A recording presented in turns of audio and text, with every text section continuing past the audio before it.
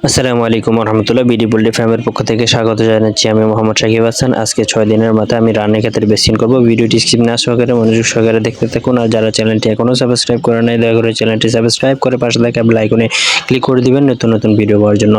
আমার এখানে প্রায় 3800 মুরগি আছে। 3800 মুরগির জন্য আমি 1000 ডোজের রানী ক্ষেত্রে ভ্যাকসিন নিয়েছি। হচ্ছে 1000 ডোজের 4টা নিয়েছি, তাহলে 4000 হবে। আপনার যদি মুরগি 1000 হয় তাহলে একটা ডোজ নেবেন, 1000-এর একটা ডোজ নেবেন। আর যদি মুরগি 500 হয় 500-র একটা ডোজ নেবেন। এগুলো পার্ট আছে, মুরগির সংখ্যা অনুযায়ী আপনারা ডোজগুলো নেবেন।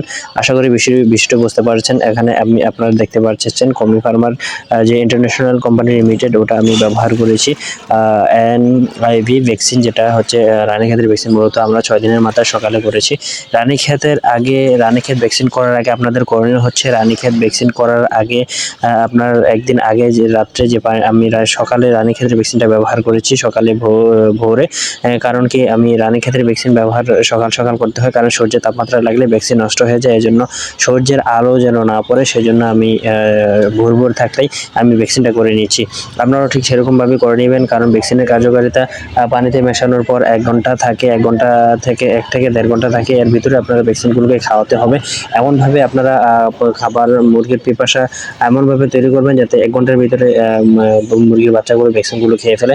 এখন আমি যে ভোর 4:30টার দিকে আমি ভ্যাকসিনগুলো খাওয়ার জন্য আমি এই পানির যেই ডিঙ্কারগুলো এগুলো উঠিয়ে নিয়েছি, যাতে করে মুরগির পিপাসা লাগে। এখন আমি ভ্যাকসিনগুলো করছি প্রায় 6:30, 4:30 থেকে 6:30 প্রায় 6টা, প্রায় 2 ঘন্টা ডিফারেন্স, যাতে মুরগির পিপাসা লাগে। সেজন্য আমি এই কাজটা করেছি। আপনারাও এই কাজটা করতে পারেন, যাতে মুরগিগুলো পিপাসার ঝরে অনায়াসে ভ্যাকসিনগুলো খেতে পারে। সেজন্য তো ভ্যাকসিন করার আগে আপনাদের করণীয় থাকবে, আপনারা ভ্যাকসিন করার আগে একটা ভিটামিন খাওয়াবেন। ভিটামিন হচ্ছে vitamin A, vitamin 1 plus vitamin 2, vitamin 3, এগুলো হচ্ছে ভিটামিন খাওয়াবেন আপনারা আগের দিন। আর যেদিন ভ্যাকসিন করাবেন ওই দিন ভ্যাকসিন খাওয়ানোর পরে ভিটামিন করবেন। সেই প্রসেসটা আমি সামনে আপনাদেরকে দেখাবো ইনশাআল্লাহ। আর সাবধানতার সাথে একটি কথা অবলম্বন করবেন, যে দিন ভ্যাকসিন করবেন এই দিন কখনোই আপনারা স্প্রে করবেন না, স্প্রে করে ফার্মে ঢুকবেন না। কারণ স্প্রে করে ফার্মে ঢুকলে স্প্রে করার কারণে ভ্যাকসিনের কার্যকারিতা নষ্ট হয়ে যেতে পারে। এখন প্রায় 1 থেকে 1.5 ঘন্টা, আমি প্রায় 1 ঘন্টার ভিতরে আমার ভ্যাকসিনগুলো খাওয়ানো হয়ে গেলে আমি পানির পাত্রগুলো উঠিয়ে নিব। এবং নেক্সট প্রসেস একটা আছে, 1 ঘন্টা ভ্যাকসিন খাওয়ানোর পর কী ধরনের ওষুধ ব্যবহার করবেন সেটা নিয়ে আমি আপনাদের সামনে এখনই হাজির হয়েছি। ভিডিওটি স্ক্রিন শেয়ার করে মনোযোগ সহকারে দেখুন। যারা চ্যানেলটি এখনো সাবস্ক্রাইব করে নাই, দয়া করে চ্যানেলটি সাবস্ক্রাইব করে পাশে থাকা বেল আইকনে ক্লিক করে দেবেন নিত্য নতুন ভিডিও পাওয়ার জন্য। এবং মুরগিগুলো ভালোভাবে নাড়াচাড়া দিবেন, যাতে করে ভ্যাকসিনগুলো ভালোভাবে প্রত্যেকটা মুরগি ভ্যাকসিনগুলো খায়, সেদিকে আপনারা লক্ষ্য রাখবেন। খুব নাড়াচাড়া করে, একটু পরপর নাড়াচাড়া করে ভ্যাকসিনগুলো খাওয়াবেন, যাতে মুরগির বাচ্চাগুলো, প্রত্যেকটা বাচ্চা ভ্যাকসিনগুলো খায়। ভ্যাকসিনগুলো খেলে ভালো হবে, কারণ রানীক্ষেত এমন একটি রোগ, যে রোগের কারণে বিভিন্ন বাচ্চার সমস্যা হতে পারে এবং বড়কালে মুরগি একটি ঝুঁকি নিতে পারে। ভ্যাকসিন, রানীক্ষেত, গাম্বুরা, এই রোগগুলো মূলত আপনারা বেশি বেশি পর্যবেক্ষণ করবেন। যে রোগগুলো, এগুলো আপনারা মূলত খুব সতর্কতার সাথে অবলম্বন করবেন, রীতিমতো ভ্যাকসিন দিবেন।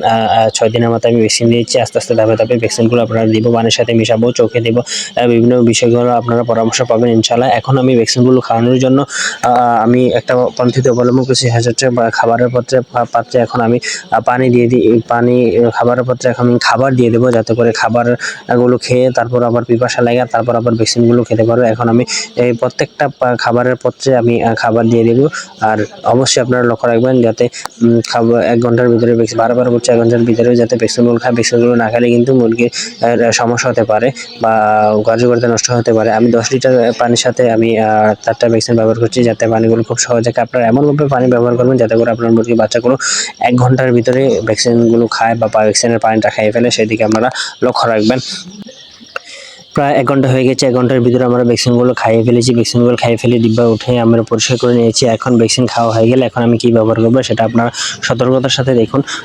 আমি এখানে vitamin B1 plus B2 plus B6 ব্যবহার করেছি। আপনারা ব্যবহার করতে পারেন, যে কোনো কোম্পানির ওষুধ ব্যবহার করতে পারেন। এখানে আমি প্রায় 25 লিটার পানি নিয়েছি। 25 লিটার পানি আমার মুরগি খাবে, সেই অনুযায়ী আমি দুপুর পর্যন্ত পানি নিয়েছি, যাতে আমার মুরগিগুলো দুপুর পর্যন্ত পানি খেতে পারে। সেই অনুযায়ী আপনারা, আমি প্রতি লিটার পানির সাথে ভিটামিন B1 B2 B3+ এগুলো হচ্ছে আপনার প্রতি লিটার পানির সাথে 1 মিলি গ্রাম পাউডার আমরা ইউজ করব।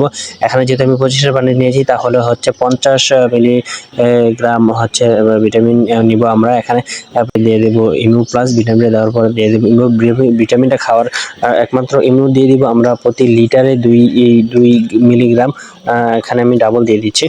আর এখানে দেখতে লক্ষ্য করুন ভিটামিনটা খাওয়ার একমাত্র কারণ হচ্ছে আমরা যখন রোগীর ভ্যাকসিন দিব তখন ভ্যাকসিন দেওয়ার ফলে কি হয়, মুরগি একটু দুর্বল হয়ে যায়, মুরগির বাচ্চাগুলো একটু দুর্বল হয়ে যায়। মুরগির বাচ্চাগুলোকে সবল করার জন্য মূলত ভিটামিন ভিটামিন ইউজ করা হয়। এবং ইমিউ প্লাস হচ্ছে একটা রুচিশীল ওষুধ বা একটা প্রক্রিয়া যেটা খুব যত্ন সহকারে খায়, সেদিকের জন্য এটা ইমিউ প্লাসটা ব্যবহার করা হয়। ভিটামিন B1টা কেন খাওয়াবেন? ভিটামিন B1টা বিভিন্ন অভাবজনিত সমস্যা, স্নায়বিক সমস্যা, ঘাড় বাঁকা হয়ে যাওয়া, অনেক মুরগি প্যারালাইসিস ভোগে এবং ঠোঁট ও পায়ের নখ বাঁকা হয়ে যায়। এই রোগ থেকে নিস্তেজ হওয়ার বিভিন্ন সমস্যা দেখা দিতে পারে। এই জন্য আপনারা এই প্রতিকার পেতে আমরা মূলত ভিটামিন গুলো ব্যবহার করে থাকি। ভিটামিনগুলো ব্যবহার করে আপনারাও সুফল পাবেন। অনেকে ভ্যাকসিন দেওয়ার ফলে ঠোঁট বাঁকা হয়ে যায়, নখ বাঁকা হয়ে যায়, বিভিন্ন সমস্যা, ঘাড় বাঁকা হয়ে যায়। দেখতেও কিন্তু খারাপ লাগে। মুরগির বাচ্চাগুলো একসময় আপনারা সেদিকে লক্ষ্য রাখবেন। আর সর্বোপরি শেষ কথা বলতে হচ্ছে, আমি যেই দুপুরে যে খাবার ব্যবহার করছি এটা দুপুর পর্যন্ত যাবে। আর রাত্রে আমি শুধু ইমু প্লাস ব্যবহার করবো। আমি রাত্রের জিনিসটাও আপনাদেরকে দেখিয়ে দিয়েছি। কথা আর বললাম না, সকালে ভালো থাকুন, সুস্থ থাকুন, বিডি পোল্ট্রি ফার্মের সাথেই থাকুন। যারা চ্যানেলটি এখনো সাবস্ক্রাইব করেন দয়া করে চ্যানেলটি সাবস্ক্রাইব করে দেবেন। দেখা হচ্ছে পরবর্তী কোনো ভিডিওতে। আল্লাহ হাফেজ।